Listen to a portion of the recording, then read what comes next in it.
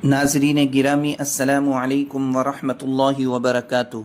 Islamic tales studio में आप सब लोगों का इस्तकबाल है। नाजरीन गिरामी, आज आप लोगों के सामने इमाम आज़म अबू हनीफ़ा रहमतुल्लाह अलैह के मुताल्लिक़ बेहतरीन वाक़या लेकर हाज़िर हुआ हूँ। तफसीलात में जाने से पहले आप लोगों से जो दरख्वास्त होती है उस पर तवज्जो करने की अपील करूँगा। आइए नाजरीन गिरामी, वाक़ये की तरफ चलते हैं। इमाम अबू हनीफ़ा रहमतुल्लाह अलैह के वालिद साहब का इंतकाल हो गया। 3 दिन ताज़ियत के लिए आने वालों के लिए घर में रहे। 3 दिन के बाद बाहर निकलकर चौक में आ गए। एक बंदा आपसे हासिद था, आपसे जलता था, आपसे हसद रखता था, सख्त मुखालिफ था और सारा इलाका जानता था कि आपका मुखालिफ है। जब आप बाहर निकले तो चौक में बहुत सारे लोग थे, वो भी सामने आया। अस्सलामु अलैकुम कहने के बाद बोला, अबू हनीफ़ा, सुना है आपके वालिद इंतकाल कर गए हैं। इमाम अबू हनीफ़ा रहमतुल्लाह अलैह ने फरमाया, हाँ। कहने लगा, अपनी माँ का निकाह मेरे साथ कर दो। अल्लाहु अकबर! ऐसा सख्त जुमला कि वो इंसान की नींद में सुराख कर दिए, इंसान सो नहीं पाता। आप रहमतुल्लाह अलैह खड़े रहे। जुमला सख्त था मगर बात तो शरई थी, गैर शरई तो नहीं थी।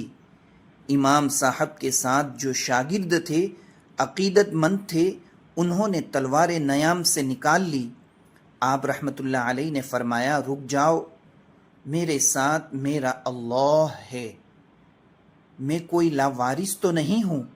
हज़रत इमाम अबू हनीफ़ा रहमतुल्लाह अलैह ने सारी हिम्मत समेटी। आँख में आंसू जो चमके तो उनको भी दामन में समेट लिया। हिम्मत जमा करके कहने लगे, मियाँ, तुमने कहा है मैं अपनी माँ का निकाह तेरे साथ कर लूँ, तो इद्दत गुज़र लेने दे। तेरा नाम लेके अम्मा से बात करूँगा, अगर वो तेरे साथ निकाह करना चाहे तो मुझे एतराज़ कोई नहीं। ये कह के अपने दोस्तों के बाजू थामे अगले चौक में चले गए। वो बंदा धड़ाम से ज़मीन पे गिरा और रूह परवास कर गई। लोग कहने लगे, हुजूर, उसे क्या हुआ?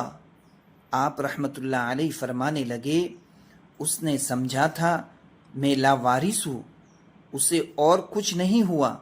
अबू हनीफ़ा के सब्र ने उसकी जान ले ली है। कई दफ़ा लोग बड़े सख्त जुमले कह देते हैं, बड़ी तकलीफ़ होती है। हसद बड़ी बुरी चीज़ है, उसके शर से अल्लाह हम सबको महफूज फरमाए, आमीन। मुझ फ़कीर का भी ख्याल है, अगर इमाम अबू हनीफ़ा रहमतुल्लाह अलैह का सब्र उनके दुश्मन की जान ले सकता है तो मेरे फ़लस्तीन के भाइयों और बहनों का सब्र इसराइल को जल्द सफ़े हस्ती से मिटा देने के लिए काफ़ी हो जाएगा, इंशाअल्लाह। उम्मीद है कि आपको ये वाक़या और मज़मून पसंद आया होगा। शुक्रिया, फ़ी अमानिल्लाह।